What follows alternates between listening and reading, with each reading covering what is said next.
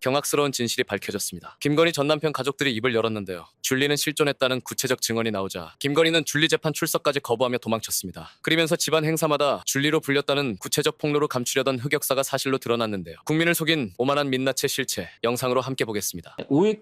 우익단체가 폐기하라고 지랄을 했던 줄리의 그림자 있죠. 이게 조선일보 작품이었다고 그러네. 네, 그 선정적인 내용이 있고 음란한 그림이 있다면서 줄리의 그림자를 아니, 무슨 그림자가 음란한 그림이야?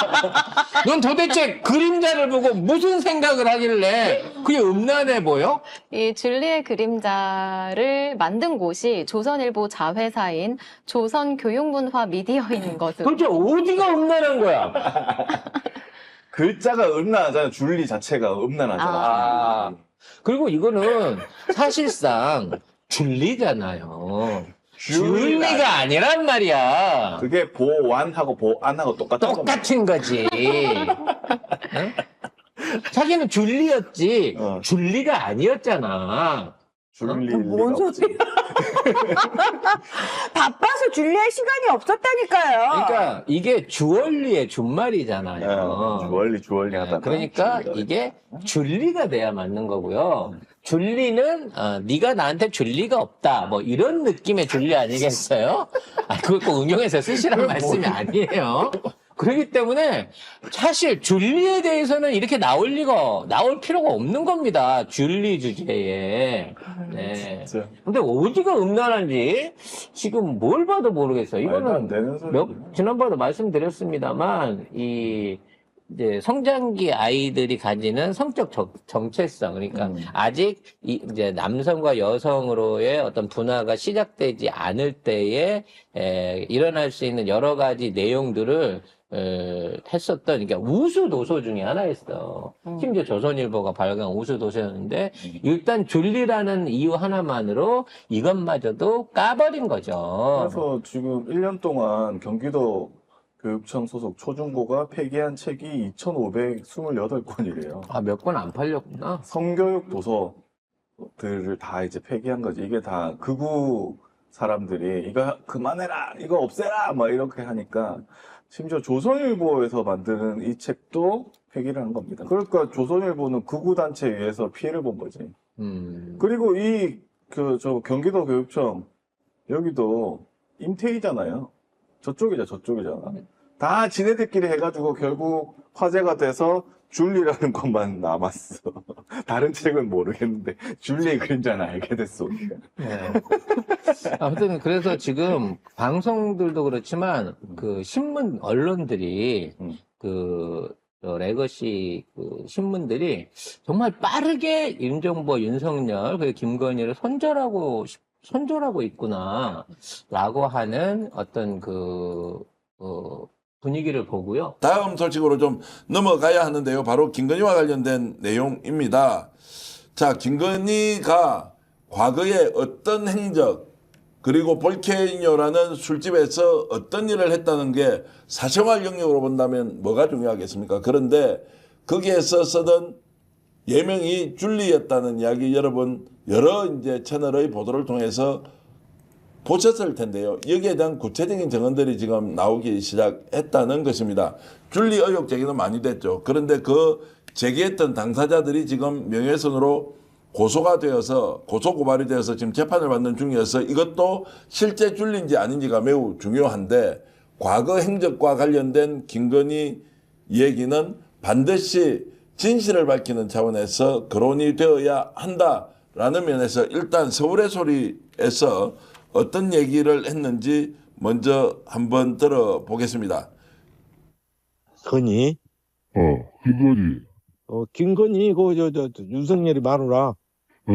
그 근무 안 했어? 했어. 왜 기억을 하냐면, 출근을 해가지고, 여자 대기실로 이렇게, 현관 쪽 가다 잡고 들어가잖아. 그러는데, 못 보던 여자가 하나 딱 서 있어. 저 뭐냐, 새로운 마담이래. 건이가 마담을 했어? 마담을 했어. 아가씨를 한 것이 아니라? 마담했어, 마담. 그러니까, 되게 삼부통을 조회장하고, 이렇게 해갖고, 이제, 한테 이제, 이렇게 좀 해줘라 해갖고, 잠깐 있었던 것 같아. 아, 그렇지. 잠깐. 건이가 그러니까 아가씨는 안 했구먼. 아가씨는 않고 마담했어, 마담. 뭐 거기서 무슨 호스테스 그럴까 하는데 예, 제가 이제 우리 이명수 기자님 뭐 나랑 나중에 이제 진짜 편할 때 보면 아시죠? 제가 예. 그렇게 할 음, 진짜 그럴 이유가 없어요. 진짜 잘 모르잖아요. 예. 그럴 만한 이유가 없어요. 그래서 저는 성격상 제가 그런 나갈 수 있는 성격이 아니에요. 차라리 나한테 예. 그런 데를 차라리 내가 하나 차려라. 내가 그러니까 그런 데를 하나 내가 영업장을 차려라 하면 나는 하는데 예. 제가 그럴 수 있는 성격이 아니에요. 제가 아가씨 할 수 있는 성격이 아니에요. 성격상. 자, 저렇게 이제 예전에 보도했던 것과 오늘 오후 5시에 서울의 소리에서 이제 저 문제를 거론했는데 제가 이제 그 거론을 했던 이제 뭐 이렇게 출연자분하고 직접 통화도 하고 이제 이 문제가 왜 중요하냐라고 하니까 서울의 소리에 지금 백은종 대표 네. 그리고 정대택 회장 이런 분들이 지금 명예훼손으로 고소가 돼 있어요. 줄리라는 것을 발언했다는 이유 때문에. 그런데 알고 보니까 줄리가 맞다, 줄리가 아니다라고 하는 게 나와서 과거의 행적이 어떠냐라는 것을 지금 현재를 비추는 거울일 수도 있고요. 과거의 행적 때문에 지금 훨씬 더 나은 삶을 살 수 있는데 예. 줄리라는 논쟁을 하니까 오늘 제가 아는 우리 회사를 이제 이렇게 생각하는 분과 직접 통화를 했습니다. 이게 우리가 공론화하는 것이 맞느냐 아니냐라고 하니까 당연히 이것은 고소고발 사건으로 지금 돼 있기 때문에 줄리라는 것이 사실이라면 밝혀야 한다. 그래서 이제 정은이 한 게 나왔다라고 이제 했습니다. 만약 줄리라고 하면 이게 지금 느낌상 어떻습니까? 일단 그 조용필 씨가 제보를 했군요. 조용필 씨는 그 당시에 네. 이제 예명이죠. 저분도 그렇죠. 예명입니다. 예, 술집의 예명으로 예, 이제 같이 조용필 씨가 일하셨던 있었는데 분인데 줄리 그때 당시에 제가 그 전 직장에 있을 때 줄리 제보가 그때 들어와서 뉴스공장에서 그 소리를 들었다는 분이 직접 뭐 여러 가지 이제 아직은 사실로 밝혀진 건 아니니까 뭐 임신설이라든지 뭐 이런 증언들이 막 오고 갔었어요. 근데 결국 그분이 고소를 당해서 엄청난 이제 뭐 피해를 입으셨다고 저는 들었습니다. 이게 이제 와서 이 논쟁을 하는 게 어떤 의미가 있을까 생각해 보면 줄리가 과연 본인이 줄리로 끝났을까? 그러니까 내가 직업적 자유가 있는 대한민국이기 때문에 어떤 직업을 하든 뭐 상관은 없을 수 있어요. 근데 중요한 건 줄리로 활동하면서 누군가랑 엮였고 거기에서 어떤 정보를 취득했고 누군가한테 뭐 피해를 줬고 하는 건 또 다른 차원이지 않습니까? 그래서 이게 시발점이 되면 그런 것까지 파헤쳐야 한다라고 저는 기본적으로 생각을 하고 그 과정에서 이렇게 뭐 명예훼손이나 뭐 어떤 뭐 고소고발로 이게 위기에 처한 분들도 이번 기회에는 좀 그걸 오명을 좀 벗는 계기로 삼는다면 의미가 있을 수 있다. 자, 그래서 이제 저 줄리라는 이름을 썼을 수 있지 않습니까? 뭐 과거에 예를 들어서 뭐 술집 마담을 했다 안 했다라고 하는 것은 자, 직업 선택의 자유라고 100번 양보하더라도 그런데 그게 이제 삼부토건의 조남욱 회장과 특수관계였다라는 정언도 이제 나오고 있고 구체적으로 어떤 역할을 했다는까지 정언이 나오는데 문제는 저걸 가지고 김건희가 대통령실이 당사자들을 입들막 하려고 아예 고소를 해버린 거 증거가 예. 없기 때문에 사실적시에 의한 명예훼손이 있고 그리고 허위사실 유포에 대한 명예훼손이 있는데 어쨌든 이걸 걸어버렸는데 이 재판이 지금 2년 이상 가는데 결론이 나지 않아요. 김건희가 나오지 않으니까 네. 본인이 줄리가 아니라고 해야 되는데 그래서 일단 입틀막으로 다 이제 재판을 받도록 하면 그때부터는 어떻게 됩니까? 시간 뺏기죠. 돈도 많이 들지 않습니까? 그럼요. 변호사 선임을 네. 해야 되니까 이런 과정에서 이 재판은 기소 의견으로 가서 지금 현재 법원에서 계류 중인 상태에서 1심 재판이 계속 이루어지고 있습니다. 자, 그러니까 이제 줄리가 맞다 안 맞다라고 하는 정언을 하는 것이 매우 중요하다. 김건희 일가가 처벌받습니다. 알겠습니다. 이 건은요. 우리 사회의 문제점이 다 들어있는 사건이에요. 그냥 정대택 사건이 아니야. 네. 우리 사회의 모든 문제가 여기 다 들어가 있어요. 대한민국 국민들은 너무나 열심히 일을 하지만 네. 세상에 도둑놈들이 너무 많고 도둑놈 비호하는 검찰 공권력들이 너무 많기 때문에 우리가 어려운 거야. 네. 그 내용이 다 들어있어요. 알겠습니다. 아시겠죠? 집중하겠습니다. 네. 네. 정대택 선생님은 네. 김건희의 엄마 최은순과 네. 동업을 합니다. 아, 동업이요? 예, 동업을 해요. 네. 그게 2003년이었나요, 선생님? 네, 2003년 4월 2003년. 네, 동업을 해. 네. 근데 동업을 해서 무려 52억 원의 수익금을 남기게 됩니다. 와. 예. 네. 디테일은 이따가 여쭤볼 거예요. 네. 그러면은 둘이 동업했으니까 52억 남겼으니까 이거 2분의 1을 해서 나눠 가지면 아무 문제가 없어. 26억씩. 거기서 그냥 끝나. 해피하게. 네. 동업을 그런데 했으니까. 내가 아까 얘기했지. 김건희 일가는 동업하면 무조건 이 돈은 자기들이 먹어. 다. 다. 그리고 동업자는 감옥에 집어. 깜빵으로. 이거는 그냥 공식이야. 공식이야. 그래서 이 돈을 나눠 갖기 싫어 가지고 정대택 선생님을 고소를 합니다. 무슨 죄로? 뭐냐? 네. 정대택이 강요하고 사기쳐가지고 계약서를 썼다고 네. 거짓말을 하는 거야. 최은순을. 네. 그래서 그쪽에서 고소를 해요. 우리 선생님. 그렇게 해서 52억을 벌게 해줬다는 거예요? 사기를 치고 해가지고. 네. 그래가지고 결과만 말씀드리면은 최은순이 52억을 다 삼켜버립니다. 혼자 다 삼킵니다. 네. 그리고 우리 선생님은 돈도 당연히 못 받고요. 네. 감옥에 가게 됩니다. 간단하게 얘기하면 이런 사건입니다. 얼마나 큰 죄를 지으시면은 감옥을 가는 거예요? 죄가 없지. 없는데 그런데 어떻게 뒤집어 씌우냐? 어떻게 감옥을 가죠? 자, 과정에서 김건희 엄마 최은순이 조작된 계약서를 내. 법원에. 검찰에. 그 조작됐다는 건 뭐냐면 최은순 도장이 찍힌 계약서가 있을 거 아니에요, 원본은. 그러겠죠? 근데 그게 지워진 걸 내는 거야. 엥? 그러니까 우리 정대택 선생님은 야, 이거 너네 왜 사문서 위조해서 냈냐 해서 사문서 위조로 고소를 하거든. 네. 그러니까 최은순이 이거 정대택이 거짓말한다. 무고한 사람을 이렇게 지금 거짓말로 고소했다 해서 무고로 고소를 해. 네. 근데 검찰이 그걸 받아들여서 기소를 해버립니다. 아, 무고를 오히려 기소를. 예. 그래가지고 선생님이 감옥에 들어가는. 무고죄로요? 예. 그런 무고죄로 아주 감옥도 가요? 복잡한 사건입니다. 와. 그래서 하나하나 다뤄보도록 하겠습니다. 알겠습니다. 크게는 요 정도라는 거야, 크게. 큰 얼개는 제가 설명 잘했나요? 아주 잘하셨습니다. 아, 그렇습니까? 예, 예. 네. 네, 역시 최 씨 집안의 자랑이십니다. 예. 고맙습니다. 네. 선생님, 2003년으로 거슬러 가겠습니다. 네. 선생님은 뭐 하셨던 분이었고 어떻게 해서 최은순을 만나게 되는 겁니까?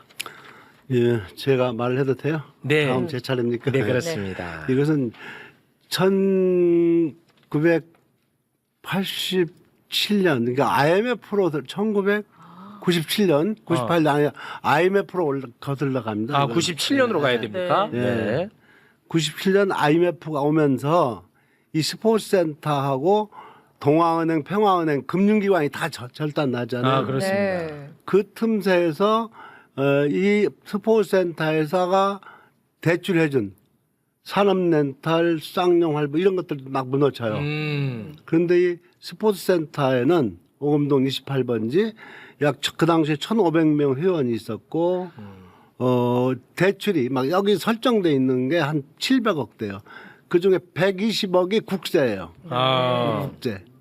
그러면은 IMF로 인해서 IMF 전에는 우리 금융 체제가 부동산을 놓고 감정해가지고 감정가 몇 프로 줬잖아요. 네. IMF 이후에는 그런 그 담보대출이 없어지고 프로젝트 파이낸싱 사업성을 보고 돈을 준다.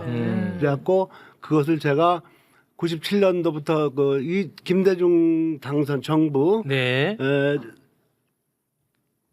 인수위원회 잠깐 있으면서 그때 그 월가에 있던 친구들이 많이 와가지고 우리가 그때부터 선진 금융 기법이 도입됩니다. 네. 이 프로젝트 파이낸싱. 그래서 그런 차에 이 스포츠센터에서 이제 부도가 나니까 회원들을 보호해야 되니까 네. 대표를 뽑아요. 제가 이제 좀 그때 활동을 했더니 이제 비상대책위원장을 시켜요. 아, 이게 완전히 부도가 사진을 조금 띄워주시겠습니까? 송파구에 있는 스포츠 센터거든요. 이게 이제 엉망이 됐으니까 요거를 좀 바로잡자 해서 비대위를 구성했는데 우리 회장님이 당시에 비대위원장이었어요. 비상대책위원장. 아. 저건 저 건물만은 토지가 한 1,300평, 저 건물이 연건평 6,600평입니다. 저기 서울에서 그 당시에 대단히 컸어요. 엄청 크네 진짜. 뭐 스쿼시장, 저 국제교육 수영장 다 있었어요. 그래서 이제 그러던 차에 이제 이 얘기를 좁히면은 그 주채권자가 산업렌탈 활부회사인데 거기서 150억 2천만 원 근저당권 1번이 돼 있어요. 네. 그런데 이제 경매가 나와요, 물건이. 이 사건 번호가 99 타경 39900이니까. 아유, 기억력 대단하십니다. 그러니까 이게 저 건물은 그 당시 한 약 300억 감정가예요. 감정가인데 계속 떨어져가지고 한 170억까지 떨어져요. 네. 그러면 대한민국의 유명한 경매 브로커들이 덤벼야 되는데 네. 먹을 게 있는데 못 덤벼요. 왜 못 덤비냐? 돈이 너무 많이 저기에는 크니까. 저기에는 1,120억 국세가 압류돼 있어요. 그러면 국세 중에서도 이제 대개 그때는 채권 순위였는데 국세가 우선순위가 있다 하니까 못 덤비더래요. 근데 국세 중에서도 먼저 채권보다 빠져나가는 세금이 당해세.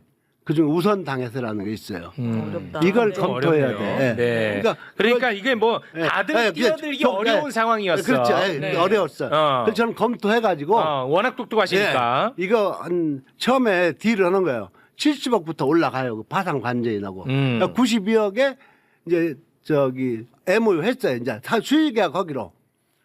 그래서 이제 저는 이제 PF 그때 은행을 여러 군데 알아봐가지고 이 프로젝트 이 계획서만 주면은 돈을 주게 돼 있었어요. 그런데 이제 이 파산법원 서울중앙지법 파산부에서 이거 10억을 이행 보증금을 받아라. 또 안 한다고 해놓고 안 할지 모르니까 그래갖고 그 종잣돈 10억이 필요했어요. 네. 그런 과정에 2003년 4월 4일 날 전뭐 일면식도 없는 최은순이가 최은순이 등장해. 내가 쩐주다. 나 돈이 많다. 하고 나타난 거야. 그게 이제 인연이 악연이 되는 거죠. 아예 몰랐던 사람이 갑자기 나타난 거예요. 내가 돈 많다. 네, 그러니까 송파에서 좀 내놓으라 하는 사람, 비서실 이제 국회에도 있던 사람이 같이 있을 때 알던 의정부 김문원 누군가가 다리를 놨군요. 네, 뭐 이 얘기 끝에 저는 저대로 이제 돈을 마련하려고 하던 과정에서 이 얘기를 듣고 최은순을 잡고 온 거예요. 자, 이거 정리합니다. 조금 깊이 들어가셨는데 힘드신 분이다. 뒤로야 하면 안 됩니다. 네. 일생 이걸로 싸우신 분인데 근저당 채권이 이렇게 경매로 나온 게 있었나 봐. 근데 우리 선생님 눈에는 야, 요거 내가 받으면은 돈 남길 수 있다라고 판단을 했어. 근데 다른 사람들은 이거 들어가면은 뭐 또 국세로 빠져나가고 걱정이 돼서 함부로 못 뛰어들었나 봐. 근데 우리 선생님 눈에는 저 100억에 나온 거 내가 사면은 저 152억에 팔 수 있다라고 보였나 봐. 그래서 이제 내가 요걸 한번 좀 이 채권을 내 경매 받아봐야겠다라고 생각하는 와중에 최은순이가 야, 나 돈 많은 사람이야. 내 돈도 나 같이 너 갖고 한번 투자해보자. 이렇게 기어 들어왔다는 거예요. 그래서 100억 상당의 근저당 채권을 경매를 받으신 거네요. 152억 2천짜리를 99억에 받았어요. 99억에. 그러면 최은수는 이행보증금 10억을 전액을 이 사람이 된 거예요? 10억이야. 10억 보증금. 이 10억만 지금 투자한 저한테 거죠? 투자한 거예요. 나머지는 PF 한 거죠. 네. 이 근저당권을 질권으로 잡아요, 은행에서. 네. 또 이것을 담보로 잡고 질권을 담보로 해서 대출을 받아서 잔금을 낸 거예요. 네. 그러니까 너도 무슨 뭐 인수할 거 아니면 구체적으로 묻지 마. 왜냐면 다룰 게 너무 많아. 너 인수할 거야. 아니잖아. 여기 출연하는 노영희 변호사 있죠. 노영희 변호사 있습니다. 토마토 뉴스에 내가 출연을 해요. 네. 같이. 이런 거 있으면 나오고 하자고 그랬어요. 다음에는 나오고 하자고. 이런 건 있으면 앞으로 최은순이랑 하지 말고 나 노영이랑 좀 해달라. 이게 이제 우리가 IMF 때 저 의한은행이 넘어가지 않은 론스타에 그런 비슷한 알겠습니다. 사업이에요. 네. 자, 그렇게 해서 52억. 이제 동업자가 된 거예요. 그거를 받아가지고 네. 되팔아서 수익금이 났습니다. 네. 여기까지는 문제가 전혀 없습니다. 네. 그랬던 상황에서 최은순이가 어느 날 갑자기 딱 입장을 틀어요. 자, 여기서부터 이제 중요해요. 여기서도 이제 덜 알려진 게 있어요. 너무 이 깊이는 들어가지 채권은 마시고. 152억 2천이 아니고 그 이자 채권 120억이 또 있어요. 270억을 99억에 산 거거든요. 네. 그러니까 152억을 받고 99억 빼면 53억 1천만 원이 남아요. 네. 그럼 26억 5,500씩 나눠요. 그렇죠. 이건 세금도 없어요. 오. 네, 세금도 채권 세금이 없어요. 네. 손해 볼 수도 있으니까 어. 나눠 놓고 또 120억을 추심을 했어야 돼요. 최은순이가. 근데 이 말은 내가 해야 되는지 그러더니 어느 날 저보고 뭐 밤에 어디로 오라 뭐 이제 저를 남자로 보는 거예요. 남자로? 남자로. 아니 그런 얘기까지. 그러니까 골프도 다니고 다 했어요. 이제 골프 친하게 됐어요 사적으로. 사적으로 이제 계속 와요. 우리 집에 우리 사무실에 와서 고수도 치고 그랬어요? 그러면서 이제 자기 친정 식구들 소개해. 그러니까 내가 지금 방송에 나와서 어디서 하는 얘기들은 내가 뭐 지어낸 얘기가 아니고 최은순 측근들이 전해준 얘기를 다 한 거예요. 뭐 김건희가 시집간 얘기, 시집가다 며칠 있다 온 얘기, 누구를 만난 얘기, 양재택이 만난 얘기, 양재택이하고 밥을 해준 얘기는 다 그 식구들한테 한 얘기를 내가 듣고 하는 얘기니까. 회장님은 유부남이셨어요 그때? 유부남? 그러죠. 최은순이가 나보다 3살 많아요. 연상. 3살 많아. 46년생이고. 네. 최은순이 약간 호감이었나 봐요. 네? 그 당시에 호감. 그랬나 봐요. 내가 법정에 이쪽으로 가면 안 되는데. 법정에 뭐 사실인데 법정에 판사 앞에서 최우진실도 내가 죄가 있다면은 최은순의 연정을 안 받아주는 것뿐이에요. 안 받았어요. 안 받았다고요. 안 받았어요.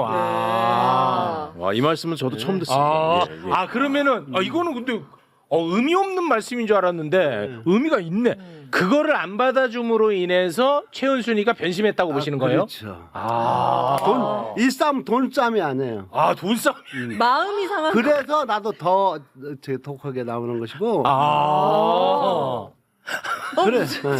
그러니까 야 오늘 준비된 내용이 이렇게 많은데. 자, 최은순 날 4월 4일 날 처음 만나가지고 네. 첫날 만나서 자기가 10억 배팅하겠다.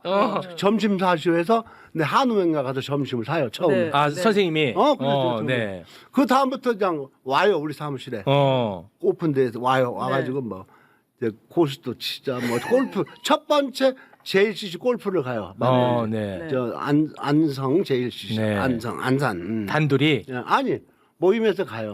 네. 같이. 자기가 하는 모임도 있고 네. 뭐 저 송파 저 잠실 롯데 펜실리아에서 블랙버스트 아침 호텔식 조식도 먹고 뭐 친해요. 친하게 지내셨어요. 그렇게 지내면서 한 50여를 만나요. 50번. 4월 4일 만나고 4, 5, 6, 7, 8 5개월 동안에 많이 만났어요. 그 과정에서 이제 김명신이도 만나요.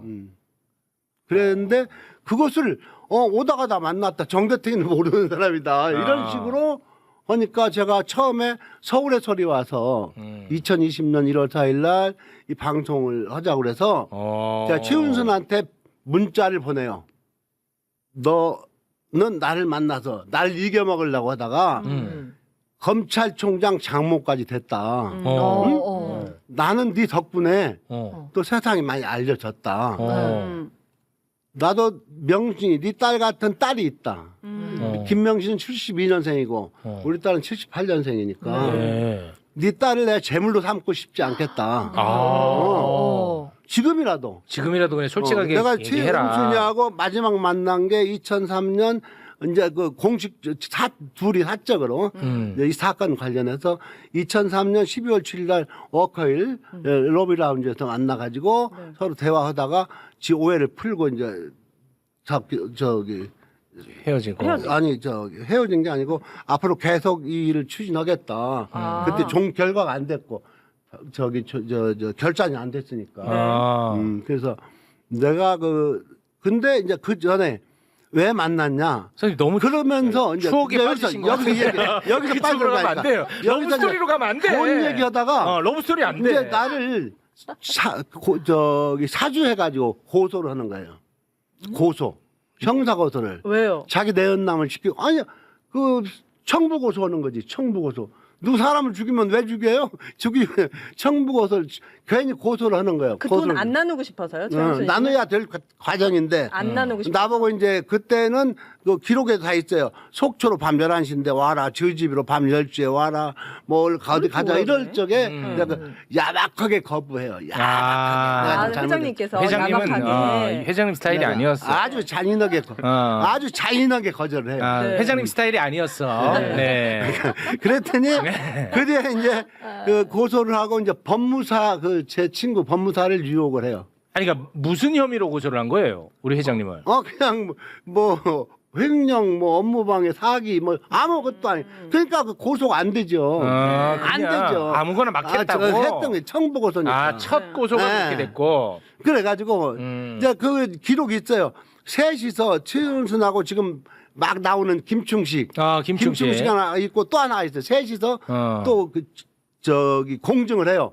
정대택을 어떤 방법으로든지 구속을 시키고 형사처벌을 시키고 이 돈 나눠 먹자. 그런 것도 있어요. 그런 것도 있었어요. 네, 그런 것도 있어요. 나중에 이제 알겠습니다. 뭐 기회 같으면 보여. 네. 그러는 과정에서 내가 먼저 그 둘이 약정서를 증거로 해서 그 배당금 내목 26억 5,500원을 가압류 신청을 해요. 그래서 내가 이겨요.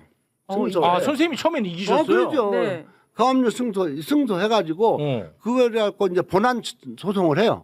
신청을 했어요. 그러니까 그때가 3년 11월 21일이고, 그러니까 2003년 11월 28일 날 그 152억 2천이 나오는 날이에요. 네. 그러면 그 구매한 돈은 빼고 나머지를 나눠야 되는 과정이 2003년 11월 28일 날이에요. 11월 28일. 그래서 저는 21일 날 가압류를 해버렸죠. 그랬더니 이제 약정서는 한날 1시에 두 장을 쓴 거예요. 그렇죠. 그 약정서 보면 끝에 2부 작성해서 각 1부씩 갖는 거다 그랬잖아요. 네. 똑같은 걸 한 부씩 가진 거예요. 그렇습니다. 그럼 내가 갖고 있는 걸로 이제 민사소송을 제기하니까 그냥 거기서부터 이제 작업에 들어가죠. 이제 작업이 들어가는 거예요.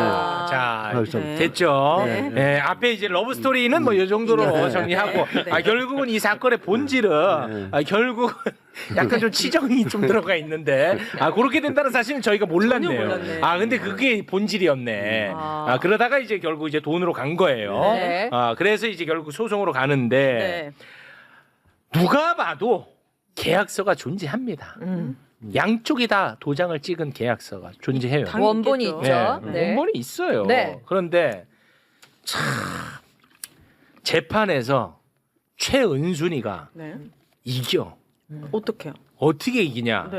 이게 그 계약서를 계약할 때 이 공신력을 좀 높이기 위해서 법무사 입회 하에 계약서를 작성합니다. 공신력을 높이기 위해서. 그런데 이 법무사를 최은순 쪽이 또 구워 삶았죠. 그렇죠. 그 부분을 좀 정리해 주세요. 이 법무사를 돈으로 구워 삶아서 이 문서 자체가 위조됐다라고 이야기를 한 거예요. 그러니까 이제 최은순이 얘기한 거는 자기는 그 이 계약서를 알기는 안다. 하지만 이 계약서에 대해서 자기가 딱 그 정대택 선생님이 강요와 협박에 의해서 자기한테 계약서에 이렇게 참여하도록 했기 때문에 자기는 계약서의 내용, 돈을 나누겠다라는 계약서의 내용을 보긴 했으나 자기는 도장을 찍지 않았다 이거예요. 근데 정대택 선생님은 원본을 갖고 계세요. 도장이 선명하게 나와 있는 원본이 나와 있는데. 그러면 최은수는 처음에 내가 강요에 의해서 한 거기 때문에 나는 도장을 찍지 않았다는 입장을 견지하면서 도장이 지워진 걸 제출했던 거예요? 그렇죠. 도장을 지워서 제출한 거죠. 지워서 제출해서 두 개의 문서를 보면 확연히 달라요. 하나는 도장이 선명하고 하나는 도장이 지웠으니까 희미하게 거의 안 보이죠. 물론 이제 거기에 대해서 해당 법무사는 위조가 아니다라고 위증을 한 거예요, 사실은. 그게 이제 이 사람을 회유를 한 거죠. 돈으로 회유했다는 얘기가 여기저기 나와 있으니까 뭐 구체적으로까지 들어가면서 그렇고 오늘은 이제 그렇게 얘기를 드리면 뭐 현금도 주고 뭐 아파트도 준다 뭐 이렇게 회유를 한 거야. 그럼 그 법무사가 결국은 그 법무사가 그 제대로 받지도 못했어. 그 돈을. 그래서 법무사가 입장을 또 바꿔. 나중에 법원에다가 나 솔직히 위증했다고 바꿨어요. 결론만 말씀드리면. 그래서 나중에는 그 법무사까지 변호사법 위반으로 처벌을 받습니다. 잔인하죠. 최은순 이 일가가 굉장히 잔인해요. 사실 저는 작년 총선 떨어지고 이런 문제 전혀 몰랐다가 열린공감 TV 나와가지고 방송하는데 이 내용을 처음 들었어요 그때. 너무 놀래 소설 같아가지고 제가 몇몇 국회의원들 찾아다니면서 이런 문제 있는데 아시냐 그랬더니 야 이게 뭐 현실적으로 가능해 그랬는데 그때 정대택 선생님 만나 뵙고 속상한 얘기 들으면서 이거 뭔가 있다 싶어가지고 네. 하기 시작하다 보니까 너무나 놀라운 거예요. 최욱 우리 그 앵커님 얘기하신 것처럼 너무 놀라워. 그때 당시에 판사의 그 판결이 정말 웃깁니다. 윤모 판사 진짜 이가 갈릴 텐데요. 우리 정대택 네. 선생님은 판사가? 그 도장이 살짝이 보이네 이래요. 그 자리에서 누가 봐도 확연히 다른 거를 도장이 희미하게 보인다는 거예요. 그래서 그 자리에서 문서가 위조된 게 아니다라고 해버리고 정대택 선생님은 문서 위조죄에 대해서 문제 제기한 것에 대해서 무고죄로 법정 구속을 시켜버린 겁니다. 네, 일단 이게 뭐 사건이 너무 다양해요. 일단은 그 돈 나누는 거에 대해서 선생님이 패했단 말이야. 선생님이 정대택이 너가 거짓말이다. 너가 졌어. 그러니까 이 돈은 다 최은순이 가져가라고 2심에서 판결한 사람이 네. 누구냐면 바로 얼굴을 보여줍니다. 윤남근 판사입니다. 근데 네. 윤남근 판사의 부인이 최은순 동거남 김충식과 네. 함께 땅을 삽니다. 그린벨트를. 말이 된다고 봐? 이상한 판결을 해서 우리가 이상하다고 생각을 했는데 네. 윤남근 부인하고 네. 최은순의 동거남 김충식하고 그린벨트 땅을 산다니까. 너무 구린다. 그래서 그 그린벨트가 풀려서 대박이나. 진짜 대박까지. 오. 자, 근데 그 계좌가 오늘 공개됩니다. 계좌. 네. 계좌 좀 올려주십시오.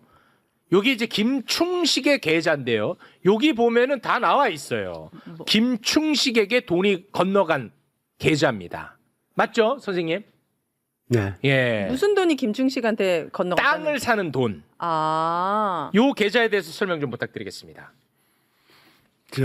여기에서 보면은 이제 이름이 윤남근도 나오고 또 한 명의 이름이 나오잖아요. 고모 씨라고. 네. 그 사람이 윤남근의 부인입니다. 정리해 주시죠. 윤남근 부인은 고영란입니다. 아니 뭐 너무 그렇게. 뭐 여기서 한 얘기 다 제가 책임지니까 네. 수원대학교 교수예요. 아유 너무 네. 좋아요. 네. 궁금하니까 확실히 알려주세요. 제가 이제 아까 좀 지나쳤는데 제가 이제 그 민사 소송을 제기했던 것은 형사로 엮이니까 그건 형사 판결문으로 제가 패소를 해요. 윤남근이는 이제 2006년도 2월 달에 인천지방법원 부장하다가 서울 동부지방법원으로 옵니다. 와가지고 내가 쭉 하던 사건을 맡아요. 제 전에 앞에 진행하던. 네. 그러니까 이 사건은 세 건이 병합된 항소심이었어요. 윤남근이 하는 편.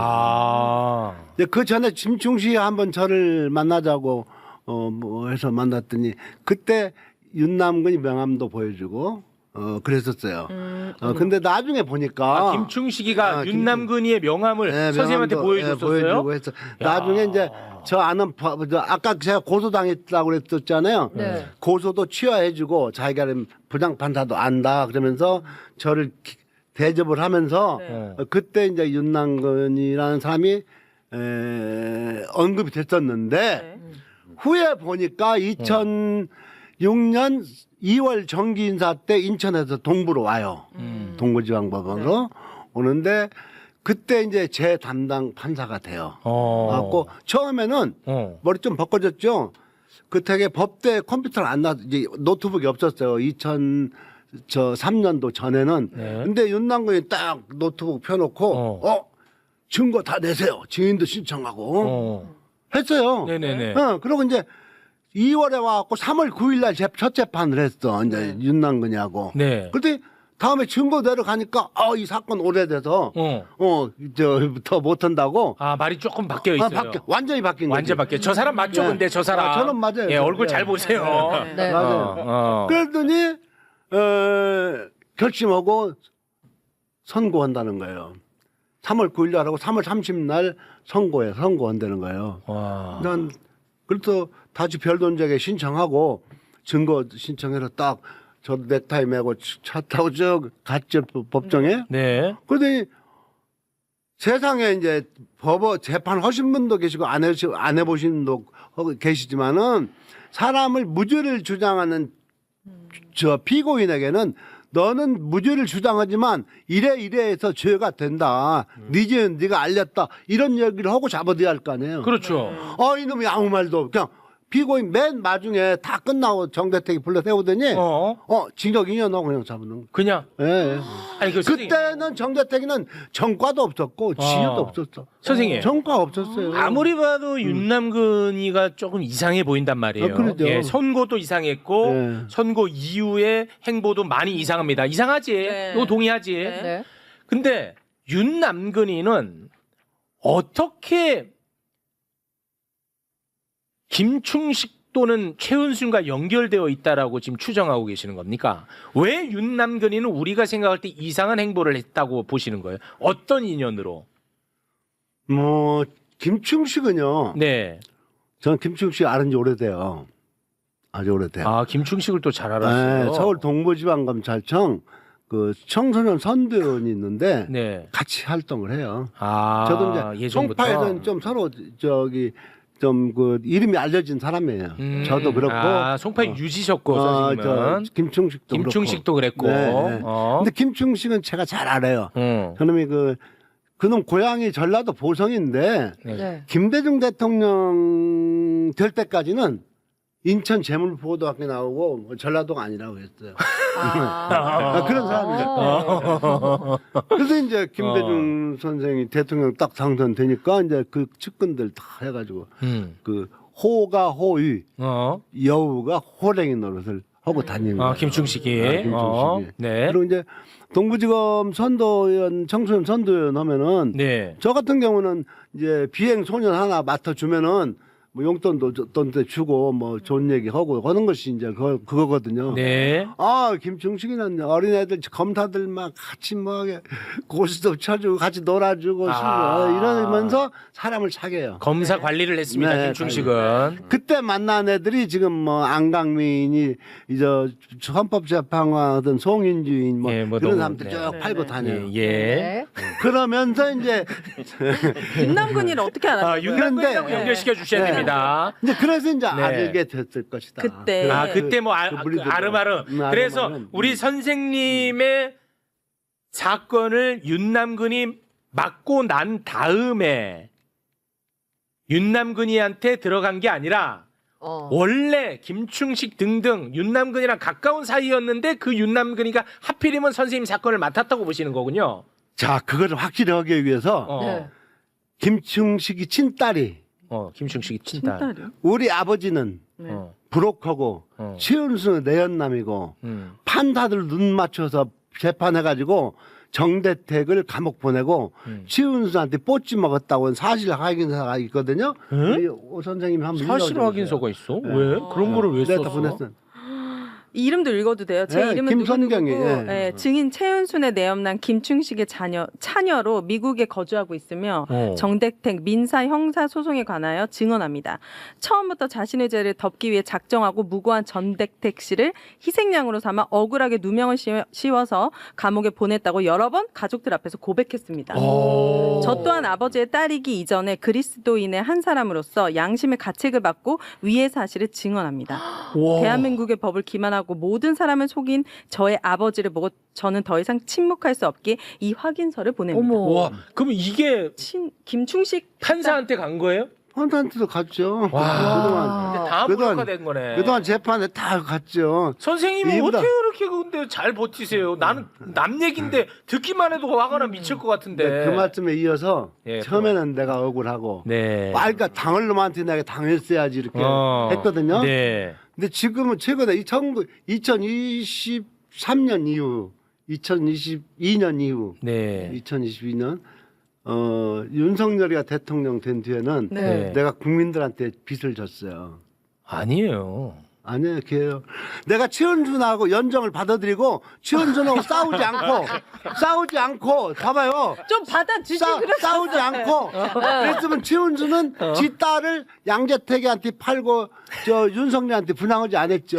분양 그러죠. 그러면 최은순은 나를 이겨먹으려고 나를 이겨먹으려고 그 엄청난 변호사들 많이 샀고 또 정대택 50년 친구를 돈으로 매수하고 그래도 못 이겨 먹으니까 이제 그 윤석열까지 만나지 않아요? 그러면 내가 진즉에 이 사건을 지은순이가 그동안에 뭐 5억 준다, 15억 준다, 30억 준다 할 때 그 돈 받고 접었으면은 이런 일이 없을 것이다. 아유, 그런 마음에서 내가 지금 어떻게 그렇게 마음이 넓으세요? 안 그래. 그 참고로 아까 그 우리 선생님을 향해서 거짓된 증언을 했다라는 그 법무사 있지. 네. 나중에는 이제 솔직히 고백했지만 네. 그분이 지금은 돌아가셨다. 네. 그분도 우리 선생님 지인이야. 그러니까 우리 선생님 등에 칼을 꽂은 거지 사실은. 그러니까 물론 이제 나중에는 정정을 했지만. 그러니 얼마나 상처에 상처야. 근데 그놈 힘드셨겠다. 고향놈인데 내가 서울에서 내 걔보다 좀 잘 살았으니까 네. 외국 나면 데리고 가서 뭐 정말 5성급 호텔에서 재우고 뭐 공항에 가면 막 그 세단 들고 꽃 저 화동들이 나와서 다 데리고 다니는데 이놈이 나를 팔아먹은 거예요. 그러니까 최은순이가 정대택이 지가 잘났죠. 얼마나 잘났냐. 건방지다 이 새끼. 야 우리가 정대택 하는 거 못하냐. 너하고 나하고 손잡고 하자. 정대택이 줄 거 반 주고 반 준다. 더 하면 더도 주겠다. 그 녹취 다 있어요 그런 게. 정대택에게 23억 줘야 되는 거를 그 중에 반을 너한테 줄 테니까 거짓말해 막 이렇게. 근데 그 돈도 안 줬어 안 주고, 결국. 네, 배신하고. 알았지? 네. 자 지금까지는 우리 선생님과 최은순 간에 23억을 누가 가질 것인가에 대한 이야기를 했어요. 네. 53억. 네. 그 26억이지. 네. 그 와중에 정대택 선생님은 최은순이가 이제 사문서 위조한 계약서를 내놓으니까 네. 이거 사문서 위조라고 해서 고소를 한 거야. 이 사건도 보면 기가 막힙니다. 잘 들어보세요. 네. 자, 선생님이 최은순 저 여자가 지금 사문서 위조한 거 내놨다라고 해서 사문서 위조 혐의로 고소를 했어. 네.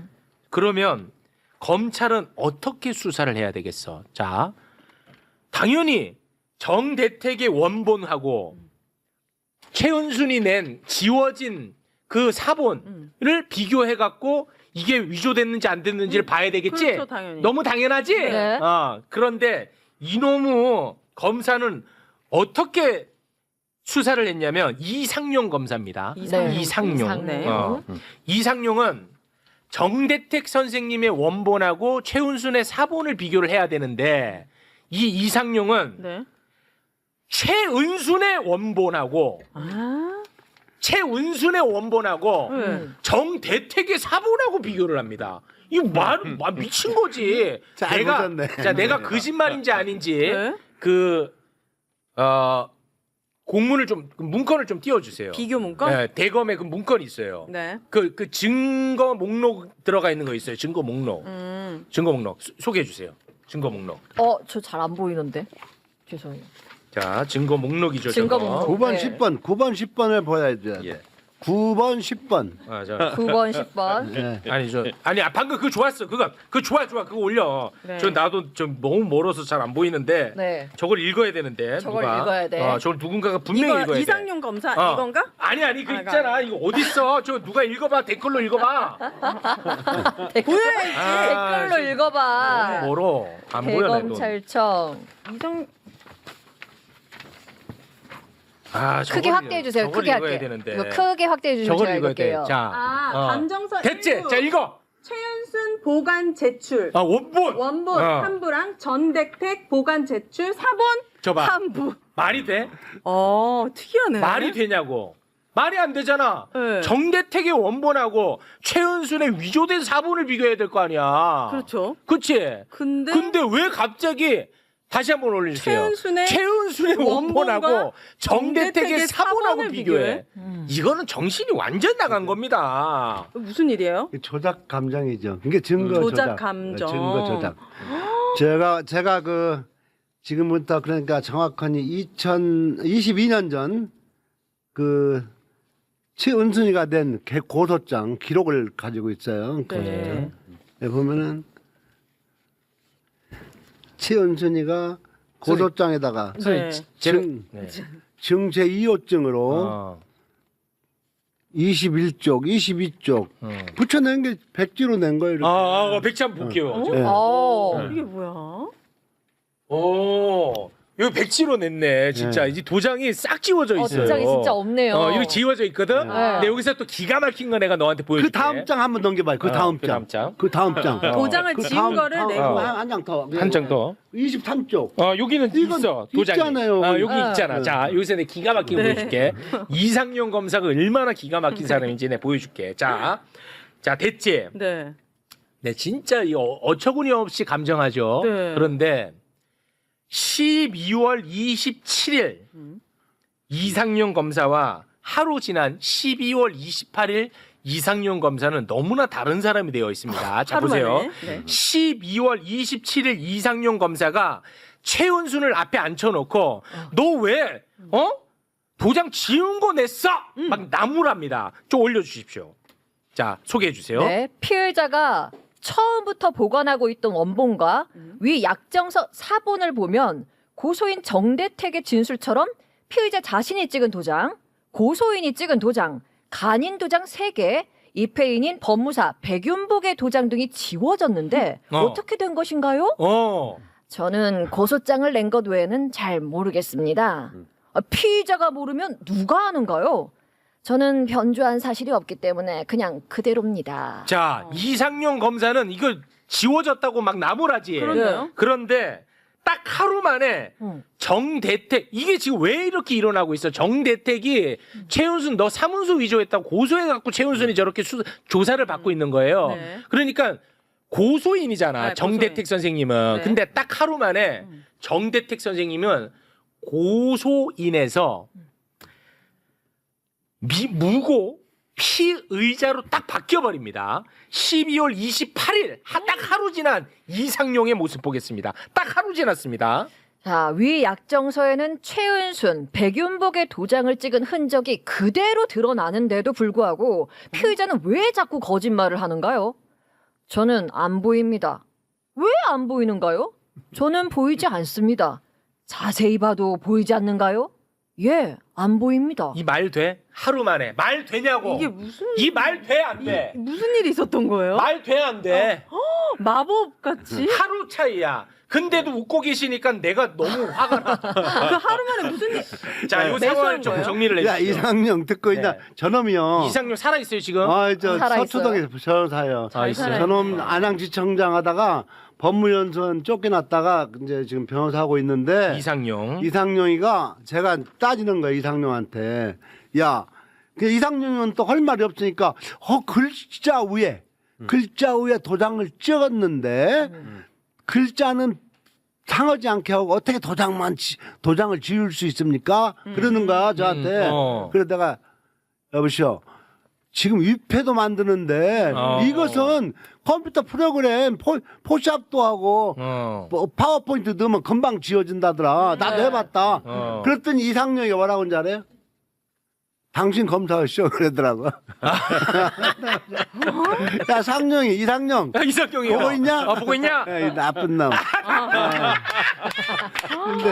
근데 어떤 분을 만나가지고 그 얘기를 하더라는 거야. 정대택이 법무사가 진술을 잘못해서 그랬다. 그러니까 이진동 기자가 조선일보 차장할 때 2006년 11월 6일자로 홍기채 이제 이상용이랑 면담을 했어요. 근데 했는데 그 법무사가 진술 잘못했다고 하는데 이상용이가 법무사 진술한 건 사실대로 말한 거예요. 약정서 자기가 썼다. 하고 한 건데. 야, 이런 말도 안 되는 이 벌어졌어. 근데 이놈이 그래가지고 결국 무고죄로 감옥에 사셨죠, 선생님. 다 병합돼가지고. 병합돼서. 제가 그 강요된 약정서를 강요해서 강요했다는 죄랑 강요죄. 강요된 약정서를 첨부해서 민사소송을 제기했다. 그래서 소송 사기. 그리고 무고. 예. 지워지지 않은 약정서를 지워졌다고 했다가 무고가 4번 무고가 그런데 어떻게 살아계시냐고. 나는 정말 돌아버릴 것 같거든 지금. 그 감옥에 사시다 지금 다시. 감옥에 사셨어 실제로. 3년 살았어. 3년을 사셨어. 말이 되는 나라야. 이거 어떻게 해요? 근데 너 관심 안 가졌었잖아 그동안에. 죄송하다고 해. 아니 네. 징역 3년 살고 네. 2년 살고 저 1년 살고 지금 한 번은 그 우리 조국 장관 사는 데서도 1년 살고 근데 거기 살았어. 거기 조금은 좋아요. 그전 같지 않고. 그러면 결국에 선생님 그런 얘기 좀 그만하시고. 그 스포츠 센터 돈 나누는 그거 하나로 지금 계속 파생되는 것들이에요. 강요죄 소송 거기서 파생되는 겁니다. 근데 이제 문제는 뭐냐? 최은순만 나쁜 여자면은 우리가 이렇게 다룰 필요도 없죠. 그것을 도와주고 검사들, 덮어주고 판사들. 검사 판사들이 있다는 거야. 그 중에 한 명 내가 또 얘기할게요. 네. 내부실에서 잠깐 얘기했는데 어떤 한 검사는 이 사건과 아무런 관련이 없는 검사가 있어요. 한기식이 나와. 사실이 있는지 모르겠지만 한기식이. 누구세요? 맞아요, 이 사람? 네, 맞아요. 이 사람은 네. 아무런 이 사건하고 관련 있는 검사도 아니야. 담당 검사도 아니고 수사 검사도 아니고 공판 검사도 아니야. 근데 이자가 갑자기 나타나가지고 정대택을 무고죄로 처벌하라고 의견서를 재판정에 보냅니다. 갑자기. 한기식이. 쟤 좀 혼내주세요. 선생님. 그러니까 한기식이. 야 기식아, 야 이놈아. 야 이놈아. 내가 이 기록이 내가 너 검찰에서 복사해줘서 가져왔어. 나보고 훔쳐갔다는 거요. 이 기록을 거기서 그 써 있어요. 내가 거기 써 있어. 그래갖고 이놈이 이제 2021년 7월 1일 날. 저 대검에서 이제 이런 최은순의 위중한 것을 내가 계속 항고 재항고를 하니까 저 재기 수사 명령을 내려요. 재기 수사. 다시 수사하라. 최은순이 그 부분이 원하는 거냐면 법무사한테 돈을 줬는데 안 줬다. 줄 일이 없다. 양재택하고 김건희하고 유럽 갔다 왔는데 안 갔다 왔다. 또 김건희가 차명으로 양재택이 미국에 있는 처에게 의화를 송금했는데 모른다고 한 거 이런 것들이 거짓말 했는데 전부 다 위중으로 고소를 했는데 계속 불기소 해. 재앙하고 대검까지 갔어요. 재검에서 2021년 7월 1일자로 재기 수사 명령을 내려. 근데 그 명령을 내렸는데 그게 저 서울중앙지검 형사 4부로 배당이 되더라고. 그래서 기식이 한기식이 있는 대로. 그래갖고는 너희는 가만히 있어봐라 하고 가만히 있다가 서울에서 방송을 한번 했어. 이제 그때 이 제기된 사건을 많이 관심을 가졌어요. 조국 장관도 막 이것을 퍼날르고 제기 수사 명령 내려온 것을. 그래가지고 이제 방송하면서 한기식이 이놈 허위로 나한테 협박한 놈인데 이놈한테 갔다고. 기억하셨군요. 그랬더니 그 다음 날짜로 오부로 바뀌어. 바뀌었어요. 딱 그 말밖에 한 게 없는데. 그런 한기식이가 그런 일이 있었습니다. 그러면 이렇게 등장하는 연루된 검사들은 김건희 씨의 남자 관계로 다 이렇게 알게 된 검사들인 거예요? 매수가. 근데 그래서 안 그래도 지금 좀 전에 양재택이라는 또 새로운 인물의 이름이 나와가지고 검사들이 너무 우리 나오니까. 또 오윤혜 씨가 헷갈리는데 양재택이라는 이름은 왜 나왔고 이자는 김건희 최은순과 어떤 관련성이 있는 겁니까? 양재택이는요. 내가 최은순하고 2003년 4월 4일 날 처음 만나가지고 저거 어디 많이 다닙니다. 양재택이도 같이 갔습니다. 아니야. 최은순하고. 최은순은 이제 동네 차를 탈 때 난 뒤에 탔으면 쓰겠는데 꼭 내 옆자리만 앉아요. 그래갖고 이제 다닙니다. 그러니까 한 번은 이제 교대 사거리에서 법원 공무 아니 근데 선생님 원래 여자한테 인기가 많은 스타일이에요? 치명적인 매력이 있으신가 봐. 좀 있었어요. 그때는 좀 있었어. 그때는 내가 배도 안 나오고 인기가 있는 스타일이야. 김건희가 이제 이 얘기 나왔으니까 저 최은순이가 지 딸이 많이 보고 싶어 한다 이거요. 지 딸이 내 남자친구를 그러니까 보고 싶어. 야, 너 시방 투자 이랬으면 빨리 갖고 와. 하나은행 계좌로 딱 넣어야 되거든 그 이행금을. 안 넣는 거야. 안 넣고는 야, 너 돈 안 가져. 너 없으면 다른 사람하고 동업할 거야. 이제 다 정해져 있어. 그러면 최은순이가 딱 이제 저를 딱 죽이는 거야. 회장님 2년을 믿어보세요. 2년을 믿어보세요. 지도 보라가 지 돈 갖고 올 테니까 10억. 뭘 믿어보라고요? 저를 믿어보라. 아, 2년. 2년? 최은순이 2년. 나? 나를 자기를 비하하는 자기를 비하해. 2년을 믿어. 너무 특이하다. 네. 보통 자기를 연이라고 표현하는 사람이나. 네. 2년을 믿어. 그러니까 그래요. 우리 의원님은 의정령 활동할 때 이제 이제 질문할 때 본 의원은 본의원이요. 장관 이러지 않나? 그렇습니다. 그런 거 아니에요? 네, 맞습니다. 그러면 지가 네. 이제 나한테 권위를 세우려면 권위를 세우려면 뭐 그런 그런 얘기를 할 수 없잖아요. 네. 그러니까 자기를 낮춰. 낮죠. 네, 그런데요. 그 김건희가 왜 나왔어요? 그러더니 그러더니? 제 딸이 한번 보자던데. 내 딸이 한번 보자고 한다. 회장님을. 그래가지고 며칠 후에 이제 하도 난 별로 생각도 없는데 만나고 싶은 생각 없는데 말은 들어서 그때 이제 이 얘기 들어보면 이혼하고 와서 속을 째기고 있다고 들었거든요. 네. 누가 이혼하고 와요? 김건희 씨가. 김건희가 언제 결혼했었어요? 김건희가 1999년 3월 28일 날 역삼도 엠버서터 노보텔에서 결혼했어요? 아산병원에 있는 의사? 산부인과 의사하고 결혼했어요? 결혼해가지고 네. 홍제동에서 살았어요. 며칠 살다가. 그랬어요? 이제 그러니까 이 얘기도 하면은 이제 기왕이 말 났으니까 재밌게 합시다. 이 얘기도 하면은 최은순한테 또 내연남이 있어요. 최은순이 죽은 남편의 친구고. 김재화 씨라고 하는. 아니 그런 걸 왜 꼬발려요? 안 까발리는 게 아니야. 그 사람 얘기를 들어보면은 네. 김건희가 최은순이가 의사 사위를 얻을 때 의사 사위.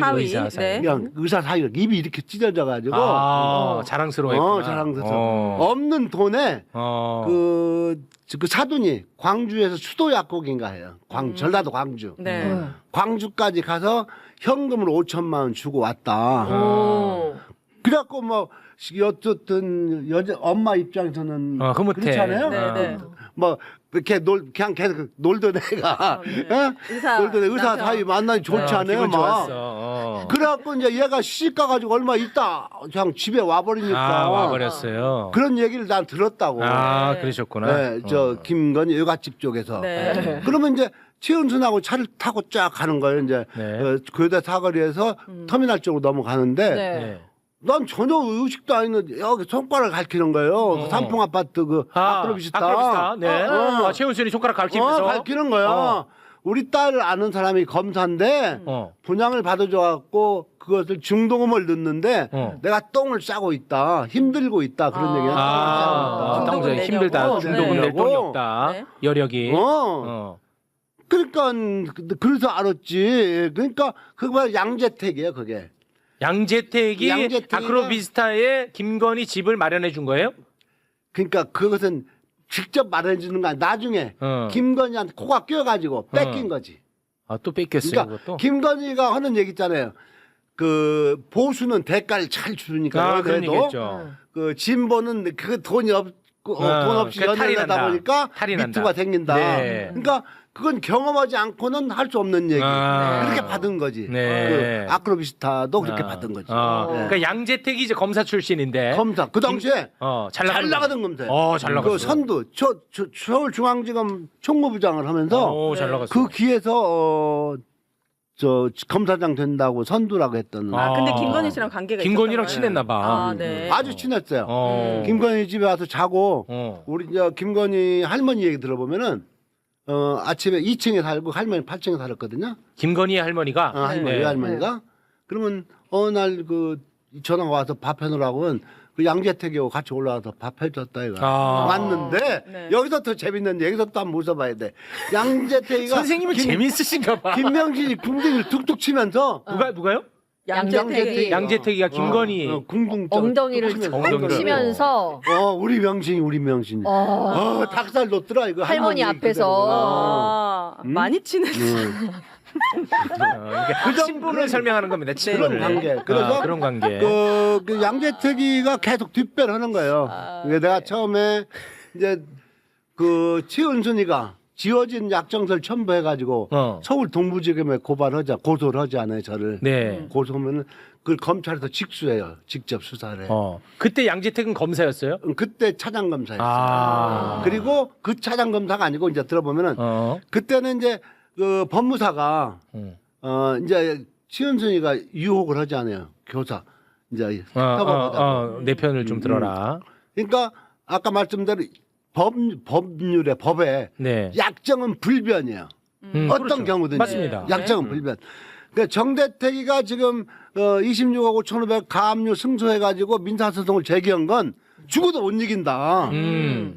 그럼 어찌하오리까? 그러니까 그때부터 보면은 그 치은순하고 백윤복 얘들 녹취록 저들이 된 걸 들어보면은 현직 판사 검사한테 가서 물어봤다.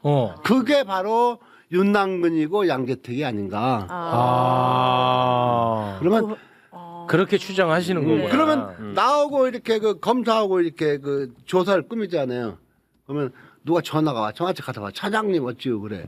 그때 이제 그 양재택이가 대전지검 차장 했었어. 저 서울중앙지검 총무부장 하다가 진주지청장인가 하다가 대전지검 차장으로 왔었어요. 그러면 우리가 이거를 이제 조금 내피셜을 굴려보자면 당시에 아주 유력한 검사 양재택이 김건희와 가까웠어. 네. 그러니까 이 소송이 검찰로 넘어갔을 때 양재택이 아유 나 이렇게 좀 참 잘 아는 사람들인데 좀 잘 좀 봐줘. 네. 정대택 저 사람 아주 질 나쁜 사람이야. 이런 식으로 뭔가 회유 또는 압력이 들어갔다고 보면 되겠군요.